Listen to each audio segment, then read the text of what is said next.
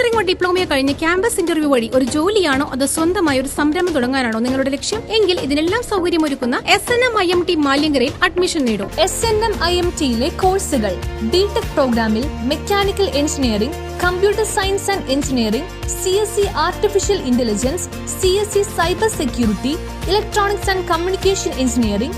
Diploma പ്രോഗ്രാമിൽ civil engineering, automobile engineering, mechanical engineering, computer engineering, electronics and communication engineering, electrical and electronics engineering. 2002 സ്ഥാപിതമായ SNM-IMT അടുത്ത വർഷം silver jubilee ആഘോഷിക്കുകയാണ്. ലോകത്തിന്റെ നാനാഭാഗങ്ങളുള്ള SNM-IMTയിലെ എല്ലാവരും ഒരുമിച്ച് ഈ സിൽവർ ജൂബിലി ആഘോഷം ഗംഭീരമാക്കാനുള്ള ഒരുക്കങ്ങളിലാണ്. നിരവധി വിദ്യാർത്ഥികൾക്ക് ക്യാമ്പസ് പ്ലേസ്മെന്റിലൂടെ മികച്ച തൊഴിലവസരങ്ങൾ ലഭിച്ചിട്ടുള്ളതും ഇന്ന് അവർ വിവിധ മേഖലയിൽ ഉന്നത സ്ഥാപനങ്ങളിൽ പ്രവർത്തിച്ചുകൊണ്ടിരിക്കുന്നതും സ്ഥാപനത്തിന്റെ അഭിമാന നേട്ടങ്ങളാണ്.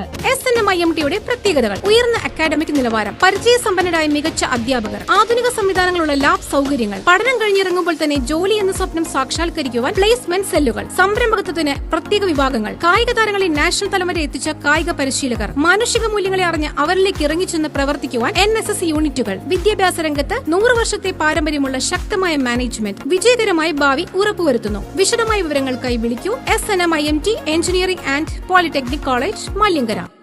ഇന്ധനവില വർധനവിനെതിരെ CITU കൊച്ചി ഏരിയ കമ്മിറ്റിയുടെ ആഭിമുഖ്യത്തിൽ പ്രതിഷേധം സംഘടിപ്പിച്ചു.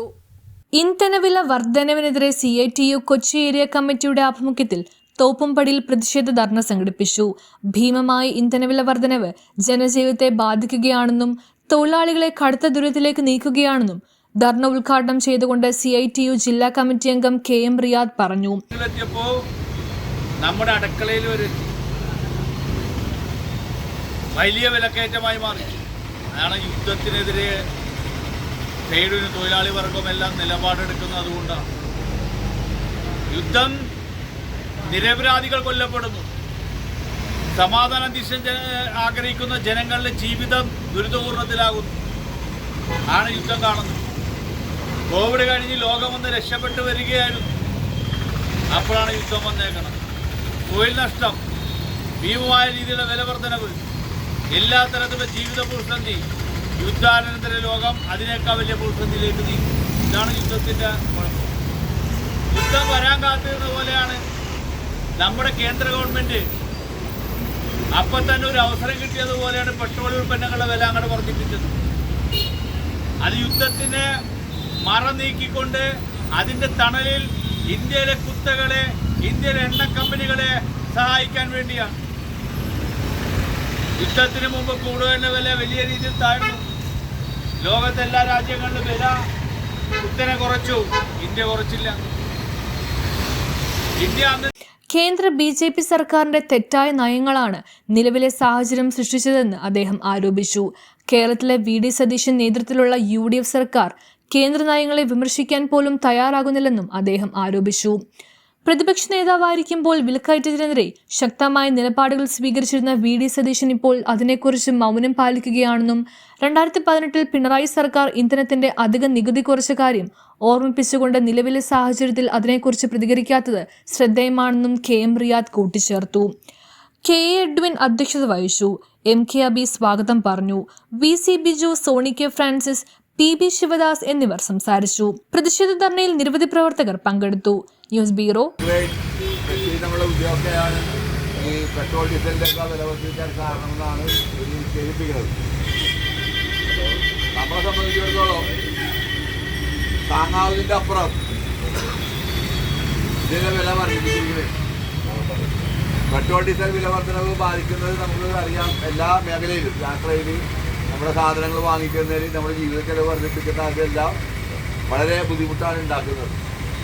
ഒരു ഭാഗത്ത് രൂപയുടെ മൂല്യം കുറഞ്ഞു. 96 പൈസക്കാണ് ഇപ്പോൾ ഡോളർ കിട്ടുന്നത്.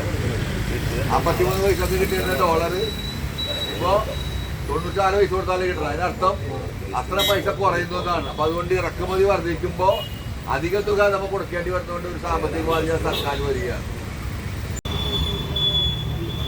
ഈ 5 സംസ്ഥാനങ്ങളിൽ നടന്ന തെരഞ്ഞെടുപ്പിന് ശേഷം ഏതാണ്ട് 7.46 രൂപ ഇതിനകം വർദ്ധിപ്പിച്ചു കഴിഞ്ഞു.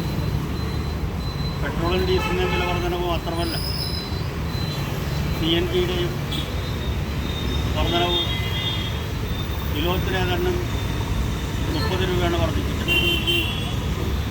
പിന്നെ അതുപോലെ പാചകവാതത്തിൻ്റെ ഇന്നലെ വീട്ടാവശ്യത്തിലുള്ള പാചകവാതത്തിന് 29 രൂപയാണ് വർദ്ധിപ്പിച്ചത്. അധികാരം എണ്ണ കമ്പനികളെ ഏൽപ്പിച്ചതോടുകൂടിയാണ് ഇന്ന് കാണുന്ന നിലയിൽ പെട്രോളിയം ഉൽപ്പന്നങ്ങളുടെ വില വർധനവ് ഉണ്ടായിക്കൊണ്ടിരിക്കുന്നത്. രണ്ടാം UPA സർക്കാരിൻ്റെ കാലത്ത് ആദ്യം പെട്രോളിൻ്റെ വില നിർണ്ണയ അധികാരമാണ് എണ്ണ കമ്പനികളെ ഏൽപ്പിച്ചത്. അന്ന് പെട്രോളിൽ വില നിർണ്ണയിക്കാനുള്ള അധികാരം എണ്ണ കമ്പനികളെ ഏൽപ്പിച്ചപ്പോൾ അതിനെതിരെ സമരം ചെയ്തവരാണ് BJP.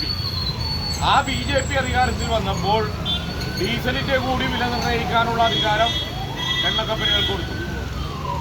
എണ്ണ കമ്പനികളെ ഇത് കൊടുക്കുമ്പോൾ അവർ പറഞ്ഞിരുന്ന 2 ന്യായീകരണങ്ങളാണ്. ഒന്ന്, അന്താരാഷ്ട്ര വിപണിയിൽ ക്രൂഡ് ഓയിലിൻ്റെ വില കുറയുന്നതനുസരിച്ച് വില കുറയ്ക്കാനും കൂടുന്നതനുസരിച്ച് കൂട്ടാനും കഴിയുമെന്നുള്ളതാണ് ആദ്യമായി അവർ ഉന്നയിച്ചൊരു വാദം. ഇന്ന് കേന്ദ്രം കണക്കാക്കുന്നത് ഇറാൻ-ഇറാഖ് യുദ്ധമാണ്, ഇസ്രായേൽ യുദ്ധമാണ് ഇതിന് കാരണമെന്നാണ് പറയുന്നത്. പക്ഷേ അതും ഒരു കാരണമാണെങ്കിൽ പോലും അതിനു മുമ്പ് നമ്മുടെ വിലത്തകർച്ച ആരംഭിച്ചിട്ട് കാലങ്ങളേറെയായി. നമ്മുടെ രാജ്യത്തെ വികസനത്തിൻ്റെ പട്ടിക സൂചിപ്പിക്കുന്നത് GDP കണക്കാക്കിക്കൊണ്ടാണ്. ആ GDP അനുദിനം താഴോട്ട് വന്നുകൊണ്ടിരിക്കുകയാണ്. ഇന്നിപ്പോൾ പെരുപ്പിച്ചൊരു കണക്ക് വന്നിട്ട് 7.7ലേക്ക് GDP വളർന്ന കള്ളപ്രചരണം കേന്ദ്ര ഗവൺമെൻറ് ഇറക്കിയിട്ടുണ്ട്. അതിനെ രാജ്യത്തെ സാമ്പത്തിക വിദഗ്ധർ, ഇക്കണോമിസ്റ്റുകൾ അതിനെ ചോദ്യം ചെയ്തിട്ടുണ്ട്. അത് തെറ്റാണെന്ന് പറഞ്ഞിട്ടുണ്ട്. അതുപോലെ തന്നെയാണ് സ്റ്റേറ്റുകളിലെ GSDP എന്ന് പറയും. ആ GSDP ഇന്ത്യയിൽ 2 സ്റ്റേറ്റുകളിൽ മാത്രമാണ് ഉയർന്നു നിൽക്കുന്നത്, 1ാം സ്ഥാനത്ത് നിൽക്കുന്നത്. അതിലൊന്ന് കേരളമായിരുന്നു, മറ്റൊന്ന് ഗുജറാത്താണ് എന്നാണ്. തോപ്പുംപടി